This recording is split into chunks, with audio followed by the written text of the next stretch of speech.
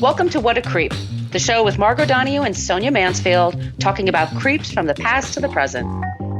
This is your quick guide to the biggest creeps, jerks, assholes, and losers, the best of the worst. From two nice ladies who want the world to be a little less creepy.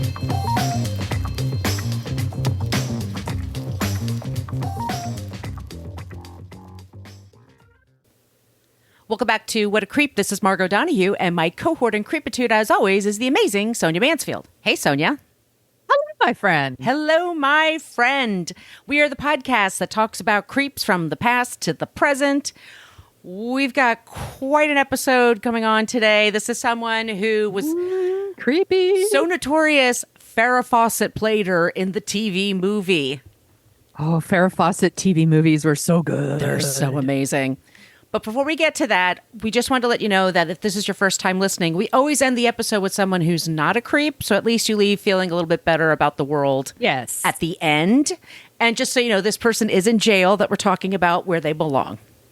You can like our Facebook page. We won't do anything about it. That's where people usually go to complain about our language. And just this is your warning, we use salty language in this program. Yeah, fuck, shit, damn. We're on Twitter at CreepPod because somebody had What a Creep on Twitter for over 10 years and never used it. Great.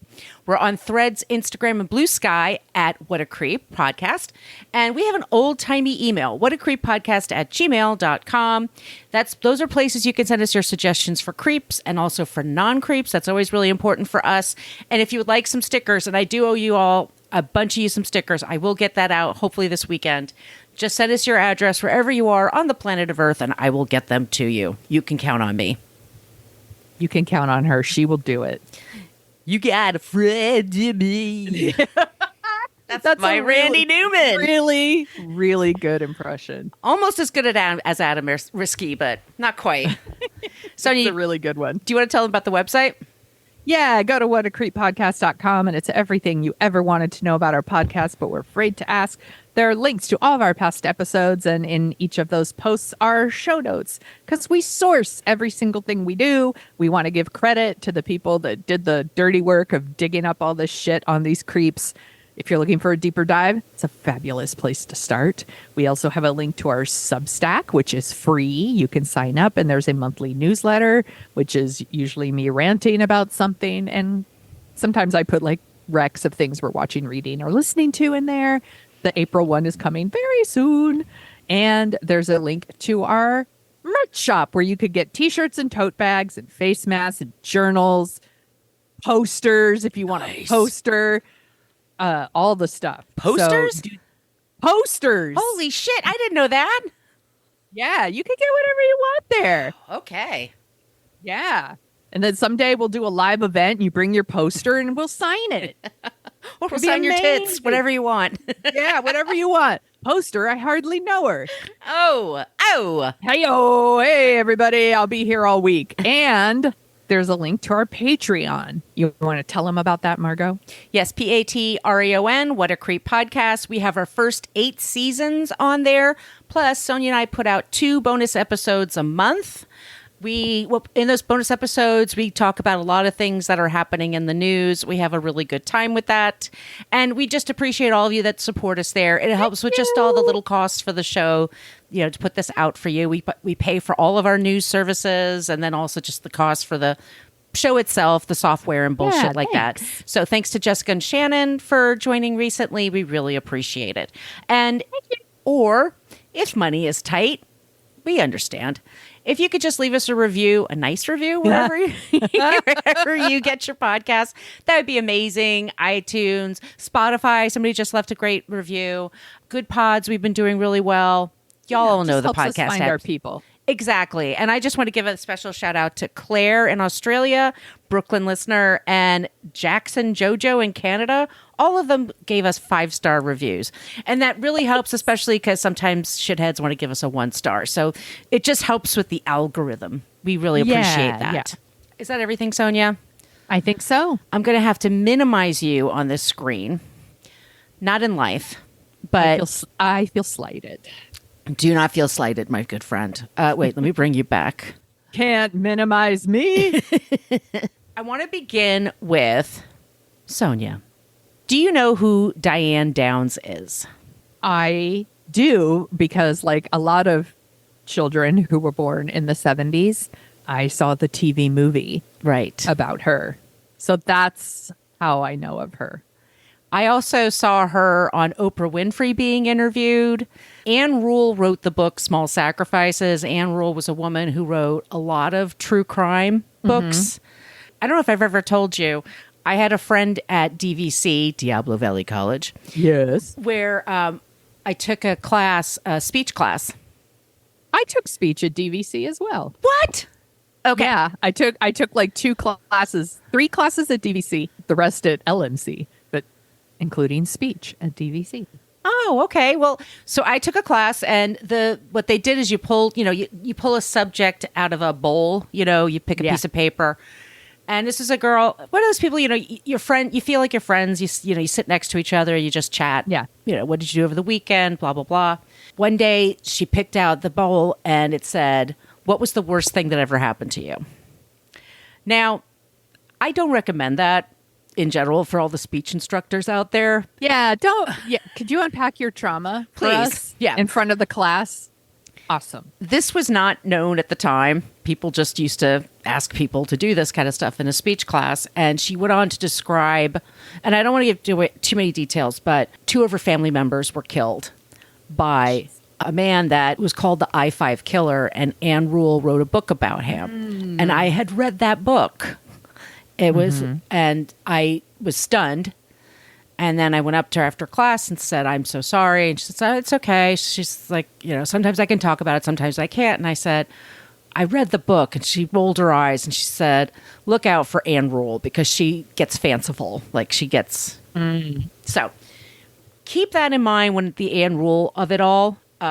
Yes. So I've always She she wrote a lot of true crime books, and she was good at it. I mean, she really got the tea, basically, and her books really sold well. She was apparently very full of herself, towards the end, because she was this big time, person. She had a lot of influence. She had a lot of empathy for victims, and she also, it just. I don't know. It's a mixed bag. She also wrote about Ted Bundy.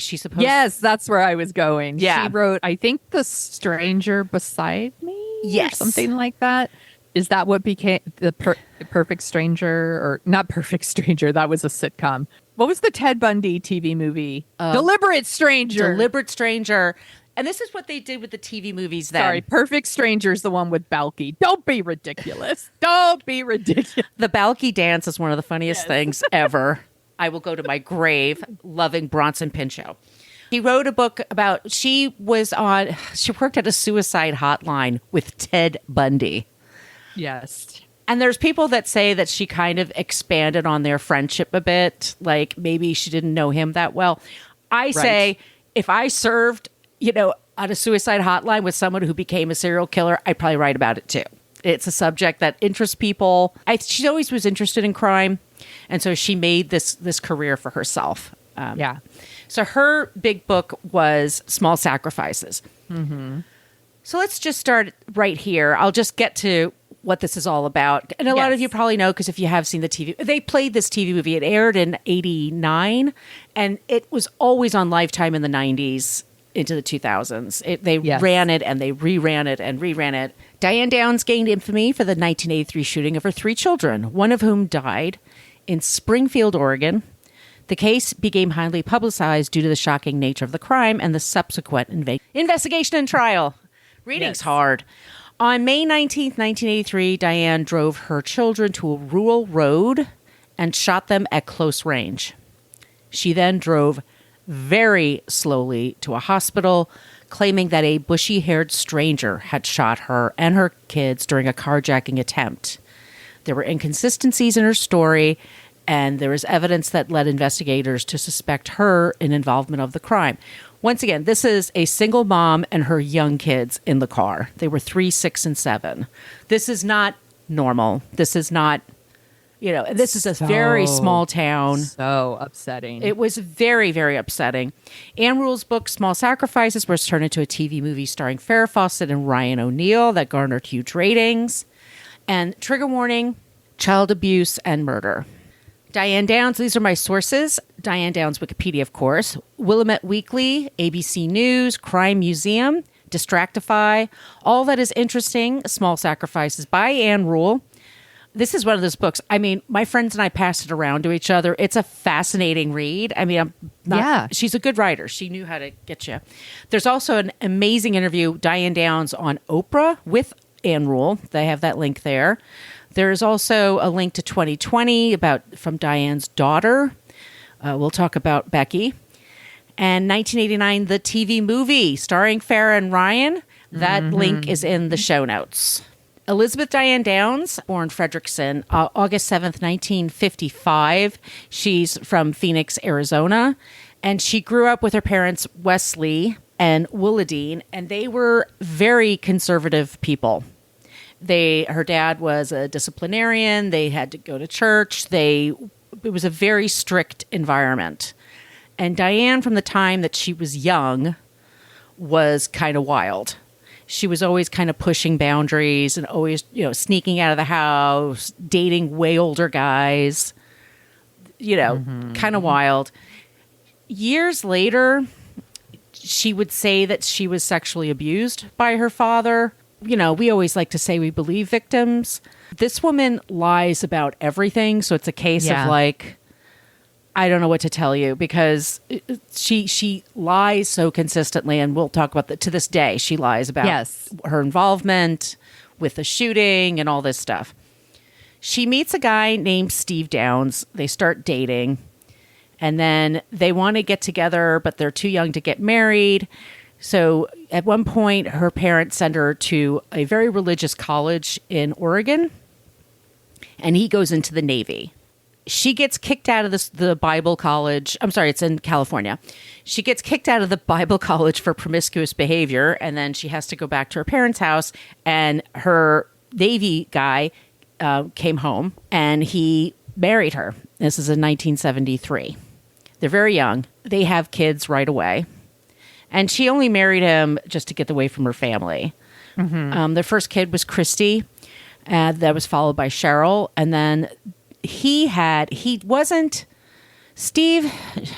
Diane could really pick him. They both had affairs on each other. He was not a natural father. He didn't understand this idea, of unconditional love and protecting a kid. Whatever that instinct that you have and most parents have of I would take a bullet for this kid, or I would do anything for them. Right. He didn't have it. Yeah. Shitty dad. He's a shitty dad. I mean, he wasn't horrible, I don't think, but he also just wasn't very engaged in life, basically. So his marriage, his kids, his job, whatever, he just he went and had a vasectomy without telling her. Damn. So she slept with one of his friends and got pregnant. Here's another thing. Wah, wah. Who would be Danny. Okay. Steve knew that this was not his kid because he had had a vasectomy. Right. But he and Diane stayed married for a while. And Diane, as soon as the kids would get a little bit older, she would lose interest. She loved being pregnant. That's interesting. I didn't. Yeah, I've heard. No, lots of women love being pregnant, by the way. Super, some of them, they just breeze right through it. I mean, it gives you a glow. Your sex drive is great. All this stuff I hear. And then I hear, no, it's super uncomfortable. So no, there's also parts that are great. I'm oh, I didn't like it. No, there's parts that's great. Your baby's with you and safe, and they're always with you, and you're never alone, but not in a creepy way. All of that is lovely. Growing something in your body is pretty cool, but also it's uncomfortable. You get morning sickness. Your hormones are all over the place. There's a lot going on. So kudos, tip of the hat to ladies who like it. She loved it. She actually, at one point, she and Steve, they had an unplanned pregnancy and she had an abortion. But then she regretted it because she witnesses fetuses, at a local fair. They had an anti-abortion booth. And then she decided, I need to have more babies to make up for the time that I did that. Okay. Steve was like, I'm not having any more kids with you. And she said, fine, I'll just be somebody's surrogate. Because this was the thing in the 80s. So in order to become just surrogate, you have to have a psychology exam. Yeah. And she was turned down by the two agencies for indicating signs of psychosis, which she Super thought cool. They're like, good luck with your own kids, though. exactly. All right. One time, Steve, this is so sad. She was very, very uninterested in the kids when they got bigger. And by bigger, I mean like 3-4 years old. Right. That just, she just did not have those maternal instincts. She liked holding the babies, but she didn't like dealing with the kids. And so the kids got yelled at a lot. She wouldn't let them play. He said one time, Steve, that Cheryl was jumping on the bed. And he said, that's not allowed. And he made her sit down. And then he said she was just so calm while she sat down. Like he said, what's up? And she said, is there a gun here? And he's like, why? And she goes, because Mom says she'll use it if I'm bad. Oh my gosh. So these kids were in a really unsafe environment, not a great environment. That's awful. Yeah. So she has an affair with a man in Phoenix. She does get a job at the post office, and she has a lot of post office jobs wherever she goes. And we love our post office workers, by the way. We support them. She works for the post office, and she has an affair with a coworker. And by the way, she really loves married men. That's like her jam. Oh dear. She's like, it's great. Oh my gosh, she's doing a lot of things that are so fucking terrible. It's like you're being a terrible mother. You're going after married men. Ew. She's Blech. yeah. I mean, her behavior is. You could argue if it's bipolar or not. It's definitely there's narcissism. There's histrionics. Like she really overreacts to things and really puts on a charm offensive and then will turn around and just hiss at you, that kind of thing. Like those people you walk on eggshells around, that kind of thing. Right. And imagine being a little kid in that house. I mean, Scary. it's scary. It's super scary. So they moved to Oregon and she's kind of like trying to start over, basically. Like this guy that she has an affair with, his name is Robert Nick Knickerbocker. He's a coworker. He and his wife are on a break. We were on a break. He begins an affair with Diane. And at first it's great. Everybody talks about how beautiful she is. She looks like Princess Diana. And I mean resembles. Like she's blonde. She has the hairdo. She has the big blue eyes. The kind of look her up right now. Look her up. She had especially she does the Diana thing where she dips her chin and looks up at people, and she has these big beautiful blue eyes. Okay, I see it. So when she dolls up, she looks pretty. Knickerbocker is just fun to say. It is fun to say. And in the book, Anne calls him Lou Lewiston, which is really annoying. But Nick Knickerbocker, they have an affair. And then eventually Nick says, look, because she really wants them to live together. She goes, I want to leave my husband. You obviously love me. I love you. What's going on? And he says, I don't want kids. I just don't want kids. She begs him, pleads with him. He won't do it. He gets back together with his wife. So she's like, I got to leave. We got to get out of here. So she gets a job in Cottage Grove, Oregon, which sounds really sweet. And she goes to Oregon. She moves with her kids. The same behavior happens. Now the kids don't have their father helping to look after them, so they're stuck with her. And she's just really moody. She's always chasing guys. And she's always writing. She's calling Nick constantly. She's sending him letters constantly. She talks about him constantly. And he's just like, leave me alone. Just go on with your life. Whatever. But she just can't get him out of her mind. She's just like, she feels so trapped. So she buys, for the kids, she buys this really cheesy looking pottery thing. It's like a glazed unicorn.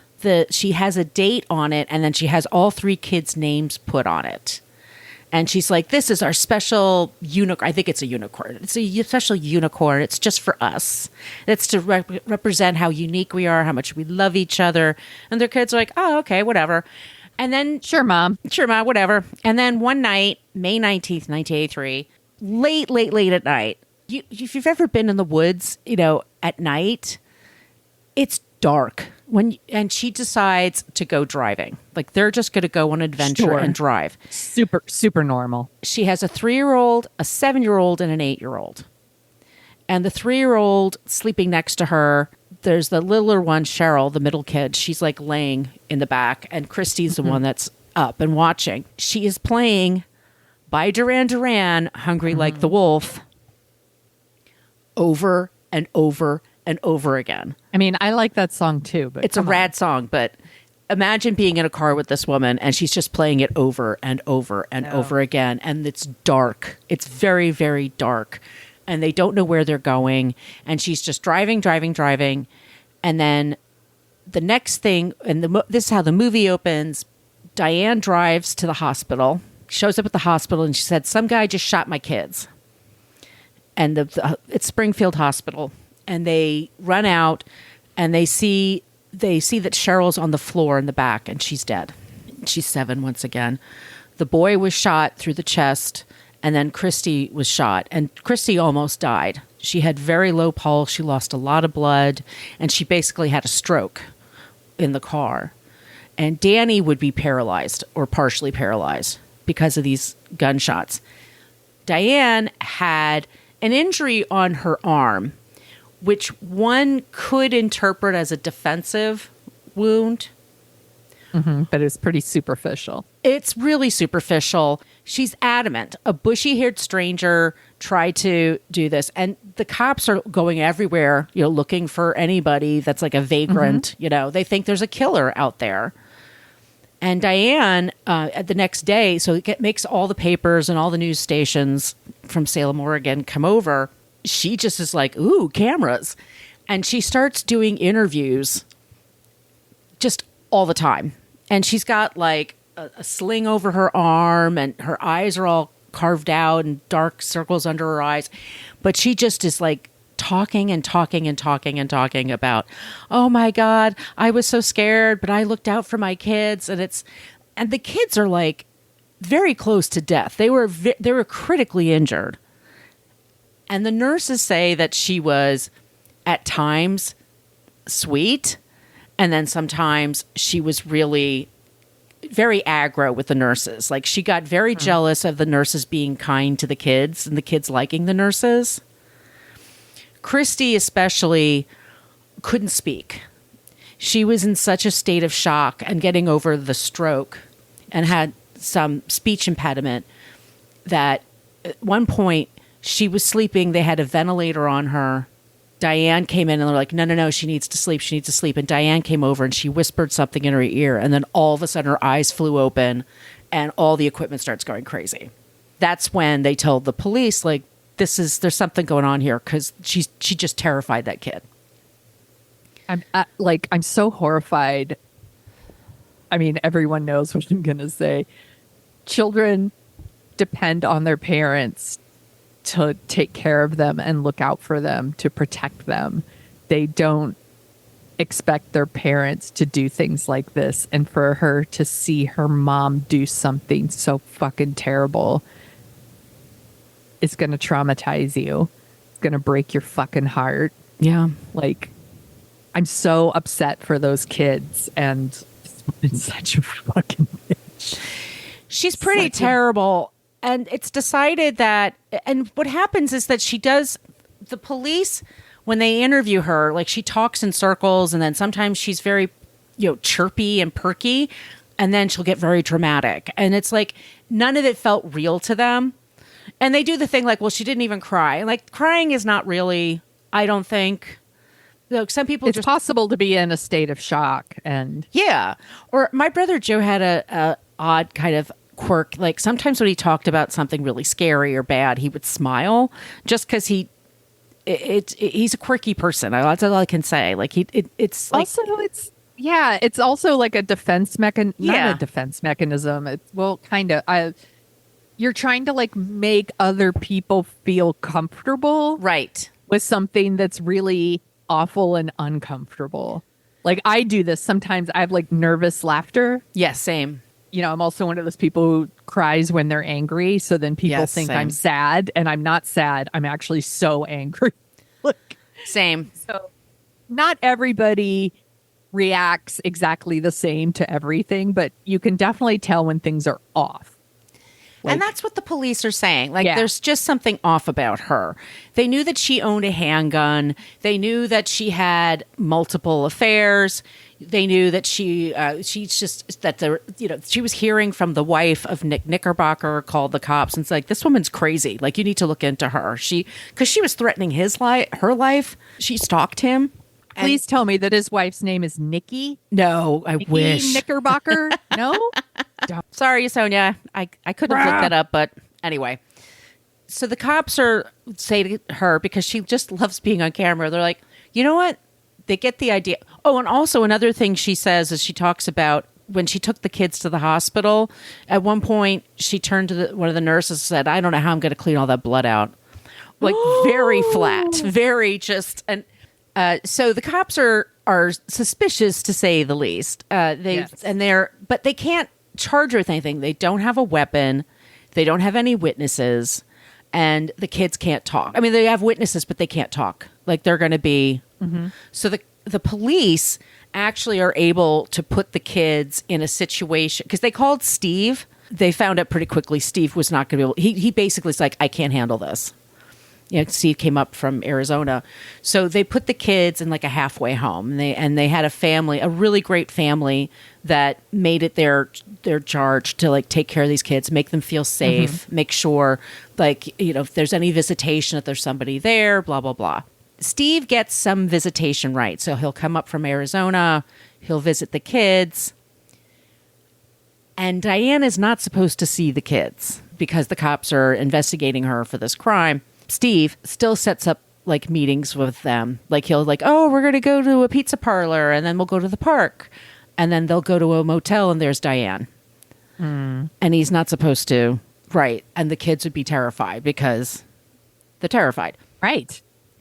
It takes about 9 months before they finally file charges against her. And one of the things that really convinced them was they said to her, when she still had her sling, they said, can you just show us what we're going to do a video. We're going to go out in the parking lot. We're going to get a car that's similar to yours. We want you to reenact this crime for us. Because she said that she pulls over. She sees a bushy-haired stranger, middle of nowhere.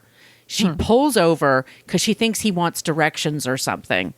And then he's like, he has a gun. And then he says, you know, give me your keys. I'm going to take your car. And then she said she pretended to chuck the keys away and then jumped into the car, and that's when he started shooting inside the car. And they're like, why would anybody do that? That would make... Yeah. You see little kids, you're like, why would you even do that? So she was reenacting it, and as she was reenacting it, she was cracking up and laughing, putting on makeup and doing double takes and giggling and sorry about my wounded, wing here. This is like a couple weeks after it happened. And psycho. She did multiple interviews over the intervening months. And multiple times she would say things like, oh, I know, it is so bad what happened to me. And then she would smile. Like, she would hold it for a second and then smile. Like, just thinking, like, if they're going to edit. And it was chilling. Yeah. So then they get her. So they finally have charges. And she gets a really good attorney. And they're going to court. And this is when they have a bombshell about her. Diane shows up and she's pregnant. Oh, snap. She loves it. She loves being pregnant. And she found a guy that was on her mail route. And she showed up at his house one day, and he had some whiskey and some weed. They did the deed.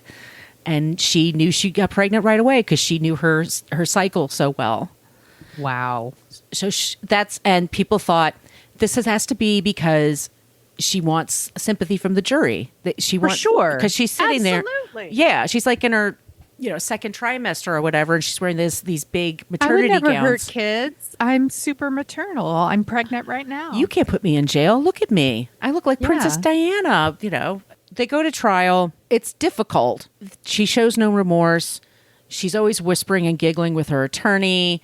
There's just Christy, who finally was able to work on her speech, goes on the stand and actually says, "It was my mother who shot us," which is what a horrible, it's just terrifying. Poor girl. That poor girl. This is basically what convinces the jury. And she is sent to serve 25 years. It's a life sentence plus 50 years, but she's required to serve 25 years before parole. So Diane's in the pokey. As she should be. As she should be. In 1987, and this is 84 when she's convicted. So in 87, she is friendly with one of her cellmates, who turns out she and her husband are having some issues. And when he comes to visit her, they argue, blah, blah, blah. So Diane figures out the lady's address, and she sneaks out of jail, jumps over the wire fence, and goes right to that guy's house. They bunker down together for 10 days. So she escapes for 10 days. She's in Oregon when this happens, okay? The kids must have been terrified. Absolutely terrified. Because she also always was saying, like, you got to let me out because I know who really did this. I'm going to go get them. She always was saying, I know who really did this. And it's like, then tell people. Like, what are you doing? But anyway, the cops get her and they bring her back to jail and they put her, now she's in Chowchilla. She impregnated again? No, she did not get pregnant again. I was wondering that as well. Phew.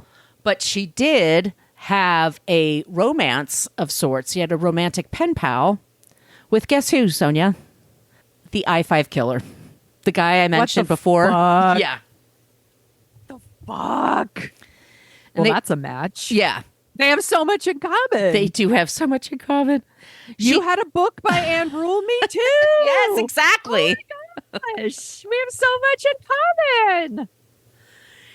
She gives birth to Amy, and Amy is adopted and then given a new name, Becky. And she's adopted into a family in Oregon.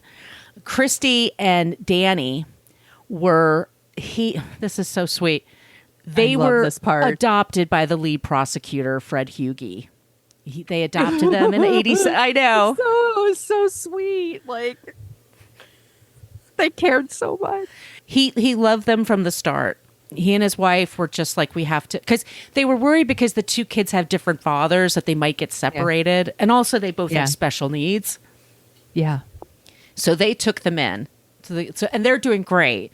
They were well loved. They went to college. Christy's married, have several kids. She has a daughter she named Cheryl for her sister. So and they're doing great. And they don't do any press. Nothing. Rebecca Babcock, was adopted in 84. One of her babysitters tells her when she's like 12 or 13, you know who your mother is, your real mother. That's a bad babysitter. Babysitter She gets sucks. zero stars on Urban Sitter.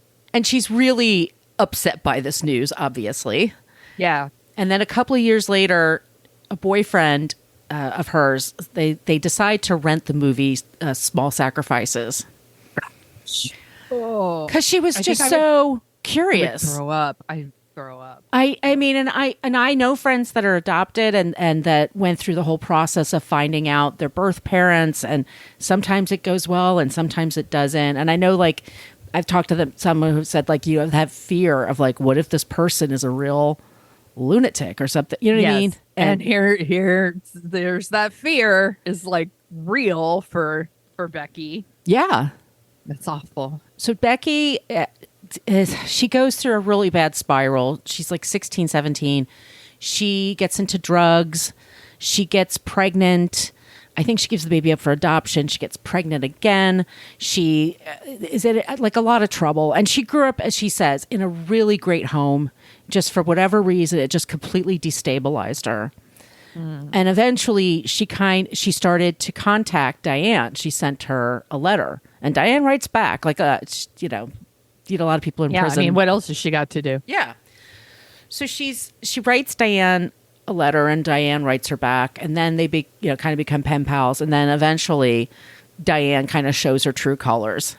And she says things like, people are following you. You got to be careful. I'm going to get out of here so I could take care of you. And you and I could find the killers and blah, blah, blah, blah, blah. Oh. So she cuts off contact with Diane. Yeah. And then she decides, I just want to know who my father is, because hopefully that person is not crazy. Right. Right. And she just kind of wanted to close that door. She just wanted. So guess who knew who her father was? The interstate killer. Was it him? It was Ann Rule. Ann Rule knew the guy. And I was so close. you were very close. Ann Rule knew the guy. Said he was. I've read different accounts. Some people just say he was just a guy on her route, and some people said no, he was a reporter that was following the case. Yeah. Yeah. Here's the thing. Anne refused to tell her who he was because she promised she wouldn't. And Anne ruled, Anne. fuck Anne. So Anne dies, and this girl. So she's now not this girl. She's a grown up now, but This was in 2020. She's on the show 2020, but also in 2020, she went on a few podcasts to say that she was looking for a biological father, and I don't know if it's on her original birth certificate or not, but that was like what she wanted to find out. Yeah. Diane's been up for parole a few times.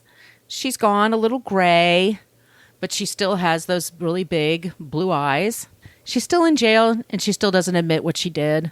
And I hope she rots. And that's where she is. So that's our creep this week. It's Diane Downs, Small Sacrifices. The TV movie, like I said, when they cast Farrah Fawcett to play her, it was really... Yeah. She was nowhere near that attractive, let's just say. But Farrah gives a great performance. Yeah. Everybody does. It's a really good TV movie. Yeah, it is. Absolutely, it is. It's one that I could only watch one time because I was like, that upsets me. It's upsetting. Because it's super upsetting. It's I remember thinking like, there has to be another person involved with this, right? That's all I could think of. Like she had like one rogue boyfriend that was really crazy and helped her. Yeah, we don't like to think that. Yeah. Parents are capable of such things because, of course, it's happened, sadly, more often than you think. There's an amazing documentary on Netflix right now called like American Murder, The Family Next Door. And it's all about some fucking asshole that like murders his like wife and kids. Family Annihilators. Family Annihilators. There's the other woman who drowned her kids in the car. Like, it happens. It's a thing. It's awful. It's fucking awful. And every time I read these stories, like, it's heartbreaking because these kids, do you trust your parents? Yeah. Even if they're not great parents, you still are like, they wouldn't want to hurt me. They would never let anything bad happen to me. And then to know in those final moments that this is what they did to you. Yeah. Very upsetting. I hope she rots. I've seen it multiple times because I just like this. But the girl that plays Christy also plays Beverly Walsh in the original It TV movie series. She's a really good actress. She's really, and I think it's John Shea that plays the prosecutor. Yeah. It's really good. I have that link in the show notes. Yeah. But this was like, because it's Farrah and Ryan O'Neal at their most beautiful. Yeah. It totally. Well, and she did The Burning Bed before this. I love The Burning Bed. She didn't fuck around. She made TV movies were the fucking bomb in the 70s and 80s. You had your Small Sacrifices, your Burning Bed, your Fatal Vision, Deliberate Stranger. The Stand was early 90s. That's 93, yeah. It was a lot of them, especially for, Well, that was... was it North and South? North and South. There were a lot of great, especially for Farrah. Farrah, when she did Charlie's Angels and then left to do movies, at that time, it was considered like, first of all, TV people and movie people were different. They just... Yes. Very rarely were you able to go off and be a movie star. Also, she was kind of seen as ungrateful. Like she only did 1 or 2 seasons of Charlie's Angels, and now she wants to move on. Yeah. So she kind of had to pay her dues, and she did them with TV movies. And the TV movies, the Hallmark Presents ones, were really good. They actually were very good quality, and they had huge audiences. Like 30 million, 40 million people would watch them. Yeah, they would do them over like 2 nights, you know, like a Sunday and a Monday night or something like that. And you'd be like 11 o'clock on a Sunday, like I want to see the rest. I can't wait till tomorrow. And again, we also only had like 3 channels. So like if people were watching TV, you had a 1 in 3 chance that they were watching what you had on the air. All of them, man. I was so into them. It was really well done. It really holds up. Farrah is great. I mean, way too beautiful and sexy for the part, but that which must have fed Diane's ego. It had to. For sure. If they made a TV movie about my life and like Angelina Jolie played exactly. me or That's what I was going to say. I would be like, obviously, because I'm so amazing. Like. When in reality, they should obviously make my life animated. Like, I don't know. I'm an anime character, I think. I'm a graphic novel. There you go. Do you want to hear about something that's not creepy? Please. Have you ever heard of Camp Hope? I heard of Mount Hope. You've heard of Bob Hope? I've heard of Bob Hope. So Camp Hope, it's called Camp Hope for Kids. It's a nonprofit. It's actually in Wisconsin, so I wouldn't expect you to know what it is, but I think it's a really cool thing. My favorite joke from Happy Days, by the way, is Richie and Potsy. They go to Milwaukee to party, and they stay at the Wisconsin Inn. Hello, girls. Hey-o. Fucking. That was Laverne and Shirley. I know. But that's the Milwaukee of a it. spin-off of Happy Days. So I feel like they go Milwaukee, as Alice Cooper says it. Oh my God, this is like so a many very references. Silly, A lot of references. Very silly lead into something that's like serious subject matter here. Okay, so Camp Hope, it's actually a nonprofit organization. It's it's in Wisconsin, so I wouldn't expect you to know what it is, but it's a weekend camp for children that are like for grieving children. It's for children who have maybe lost someone in their life or have been a victim of crimes. It was founded by this woman named Becky Loy. Becky in like 1989, pregnant, and she had a baby, and the baby was stillborn. She had children before that, and they were all so sad. Like, yeah, of course, stillborn is so awful. And she thought how it would be like. So, they wish they had something like this, and so she started it. So she started this special camp for like families that are going through a grieving process of some kind. And she like immediately, like 50 children signed up. It is still going on now. They're hoping to like expand it now into like other states. It's run by Becky, still runs it, and her oldest daughter, Maria, runs it with her. It is open for like all like children like ages 5 to 18. They've made it very clear that siblings, can go. They are very open to like trans and non-binary folks, and they spelled folks FOLX. They are like, they want people to be very, very comfortable there. So, if you have like a child with disabilities, like they are super accommodating. They are there and they want to help your child too. It's not like, oh, you just come and you can make a ashtray. I'm sure they don't make ashtrays, by the way. That's just a weird thing that like children used to do for their parents because everybody smoked in the 70s. We all made ashtrays for our parents because they grandparents all smoked. Everybody smoked. That's not a thing anymore. So I'm sure that's not a thing, but that's where my mind went immediately. But it's also about like you can learn how to talk to your children about what happened, how to cope with grief. There's things to learn there along with like doing these fun things. And it's also kids who've gone through something like this. They can feel so alone and they can feel so othered. You know, it's like other kids don't understand what I'm going through and they can isolate themselves. And at the camp, like all the kids are going through the same thing. Like their stories are different, but, you know, grief and trauma. And so they're all dealing with it. It looks like a great organization. They take volunteers. They have donations. It seems like such an awesome, awesome thing. And I'm like, gosh, I hope Diane Downs' kids got to go to something like this. But it probably didn't exist back then. And how much this would have been helpful for. Yeah, you don't want to be different. It's very hard when you're a kid and you're going through something that the other kids aren't. And it's, you just want to fit in. Grief is weird. Nobody knows how to talk about it. And, yes. And it's very debilitating. And people don't know what to do when death touches your life. It's like they're afraid they're going to say the wrong thing, so they don't say anything at all. Again, so it like makes you feel lonely. It makes you feel like nobody cares. I mean, I really love that it's not just about like, let's get together and have fun activities, even though that's part of what they're doing. The idea that you could learn something to like help you like get some therapy while you're there and learn how to deal with these things together as a family and like be around other people who are going through the same thing must be very healing. It's got to be. Imagine. Yeah. And they encourage them all to like, you know, exchange contact information with each other so that they can support each other outside of the camp.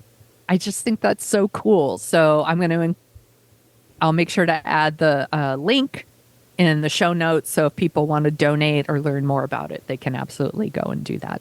Good job, Sonia. Thank you. All right, that's the show today. If you have suggestions for creeps and non-creeps, all those places I mentioned at the top of the show, you can use them to reach out to us. Our email, once again, is whatacreeppodcast@gmail.com. And if you like the sound of our voices, we co-host a show called Dorking Out, where we dork out about movies. What did we just cover, Sonia? Muriel's wedding. That's right. You're terrible, Muriel. You're terrible, Muriel. What are we covering next? We are going to talk about Diggstown. Louis Gossett Jr. passed away recently, R.I.P., and we thought it would be fun to talk about one of his movies. And Margot has never seen Diggstown, and I think she's going to be into it.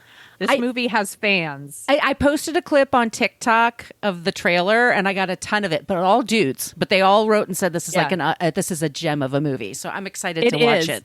Yeah, you have to get past the James Woods of it all, because we did an episode on James Woods and he is a creep. But if you can get past that, I think everyone's in for a real treat. This is a fun one. And it's got Oliver Platt and Heather Graham. Delightful. I like all those and people. The Dern. The Dern. Bruce Dern. Laura Dern's dad. Dern. The Dern. You know he was an ultra marathoner?